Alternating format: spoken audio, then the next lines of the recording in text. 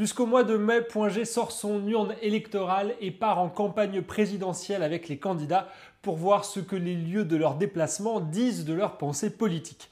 Aujourd'hui, nous partons avec Marine Le Pen dans le département de l'Eure et plus précisément dans les villages d'Écouis et d'Igoville où elle était le 6 janvier dernier pour parler ruralité.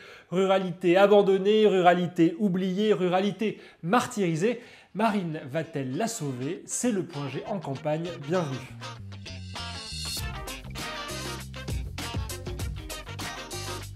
Parler de la ruralité pour lancer sa campagne présidentielle, c'est classique mais c'est toujours aussi efficace. D'abord, ça permet de prendre des cafés dans des villages au contact des Français. Ça permet aussi de montrer son attachement aux églises ou encore aux agriculteurs. Et tant pis si aujourd'hui 95% de la population française vit en ville ou sous l'influence des villes. Et c'est là le petit problème du déplacement de Marine Le Pen. En allant à Écouis et Igoville, elle choisit deux communes qui ne sont pas à proprement parler des communes rurales. Pour bien le comprendre, il faut voir comment l'INSEE, l'Institut national de la statistique, répartit les communes françaises entre la catégorie urbain et la catégorie rurale. Il y a d'abord les communes du pôle urbain, ça c'est le plus facile, c'est la ville. Mais l'INSEE ajoute aussi à la catégorie des espaces urbains des petites villes ou des commerces de campagne avec des arbres, des villages, de l'agriculture, dont une grande partie des habitants fréquentent le pôle urbain au quotidien parce qu'ils y travaillent, parce qu'ils vont y faire leurs courses ou parce qu'ils y trouvent leurs loisirs, au hasard, le cinéma ou la piscine. Et c'est ce qu'on appelle la couronne périurbaine. Enfin, il y a la troisième catégorie, l'extérieur de la couronne, ces communes qui sont en dehors de l'influence des villes, où les habitants vivent et travaillent majoritairement sur place, et ce sont celles-là et uniquement celles-là qu'on appelle les communes rurales. Le problème, c'est que Écouis et Igoville appartiennent à la catégorie de la couronne périurbaine, elles sont donc rattachées au quotidien au fonctionnement de la ville, ce n'est pas tout à fait la ruralité. Alors qu'elles soient rurales ou pas, reste que ces deux communes connaissent des difficultés, la disparition des services publics, la diminution de l'offre de soins ou encore le manque d'équipements de proximité. Et pour répondre à tous ces problèmes, lors de son déplacement, Marine Le Pen a notamment proposé cette solution. Clairement, il y a de la part des dirigeants de droite et de gauche la volonté de voir disparaître les communes, disons-le, et puis aussi de voir disparaître les départements.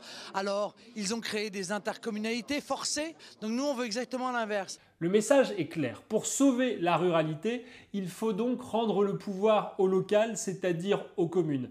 Et l'ennemi, ce serait donc les intercommunalités, c'est-à-dire ces regroupements de communes autour d'un organe de décision commun.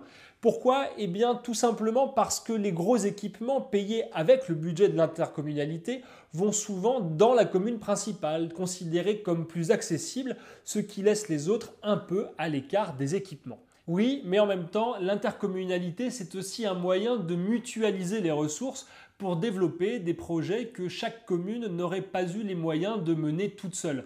Et d'ailleurs, cette idée d'une coopération entre les communes, elle est déjà très ancienne.